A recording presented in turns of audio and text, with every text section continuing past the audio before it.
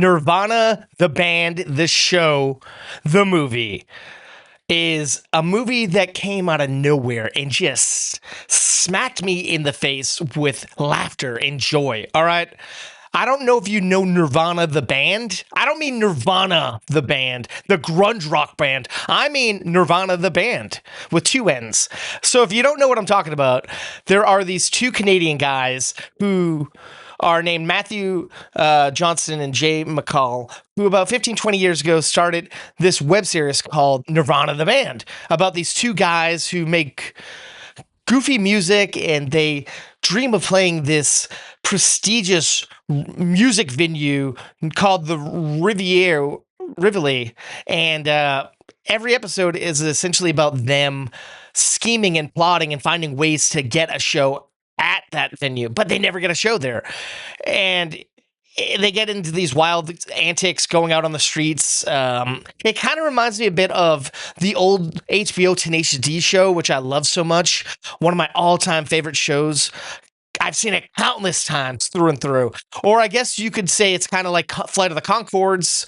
It's like if those two shows came together and had a baby with Borat and the Ali G show, because these guys are going out on the street and like doing these antics as they guerrilla film and put people in wild situations. Anyways, they did this web series, and then they got picked up and did a series. They did 2 seasons of a series, and it's been a while since they've done anything.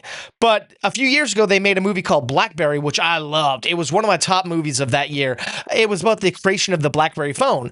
And after that, they decided, well, let's do Nirvana, the show, the band, the movie.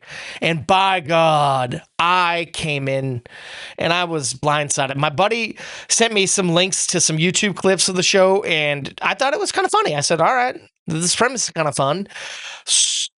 So I said, I'll check this out. Sure. You got these two guys, the movie, everything that happened in the web series, in the TV series, that all happened, and we pick up in modern time now. They're still scheming and plotting, doing their thing, and they're failing miserably.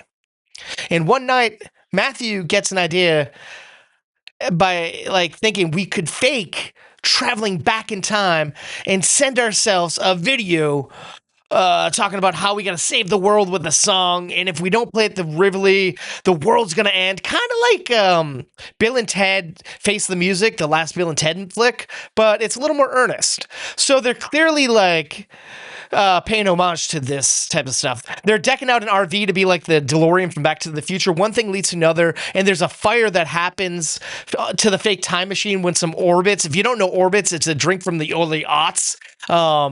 It's like a soda with like these like little gelatin balls in it. Yeah, well, anyways, they've been collecting orbits for years, and they have the last bottle known to mankind because it's been out of production for like 20 years, and it spills into the time machine, and one thing leads to another, and they actually travel back to the year 2008, which is when the web series first took place, and they're literally going back and interacting with themselves in a way, trying not to cause a butterfly effect, trying to leave themselves clues, and we're seeing footage from them back then, cut to footage now, and it's merged together beautifully, blended together with perfection. I've never seen it done before like it, and it's mind-bending on how much footage they had and how much effort went into this. I guess they had so much footage, they've essentially shot and edited 4 different films.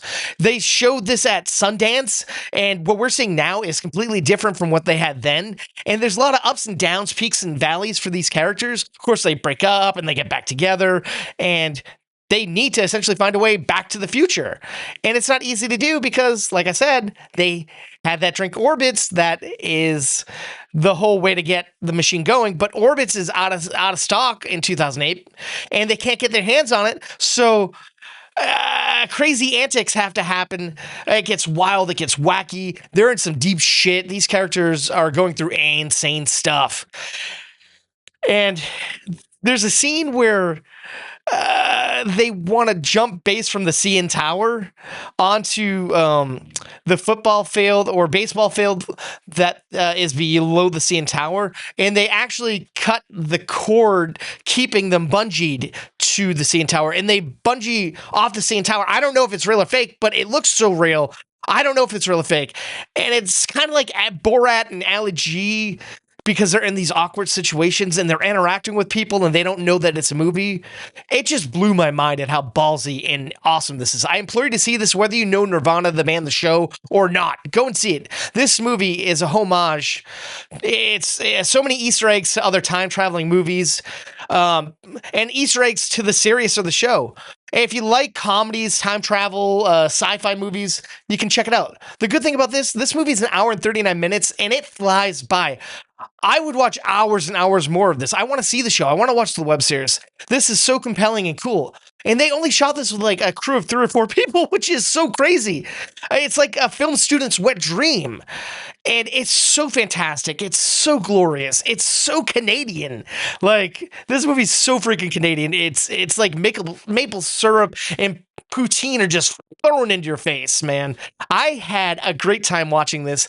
And I think if you're a fan of comedy and music and time travel, this movie is definitely for you. It's called Nirvana, the band, the show, the movie. That's a lot to say. Check it out. And thank you for checking out this review. If you happen to have liked it, why not do yourself a favor and hit like and subscribe to stay in the loop, because I'm putting up daily videos right here on this platform. And if you happen to like pop culture podcasts, I have one. It's called Movie Toast, News and Reviews, and it's available wherever you get your podcasts. Thank you, and please stay toasty.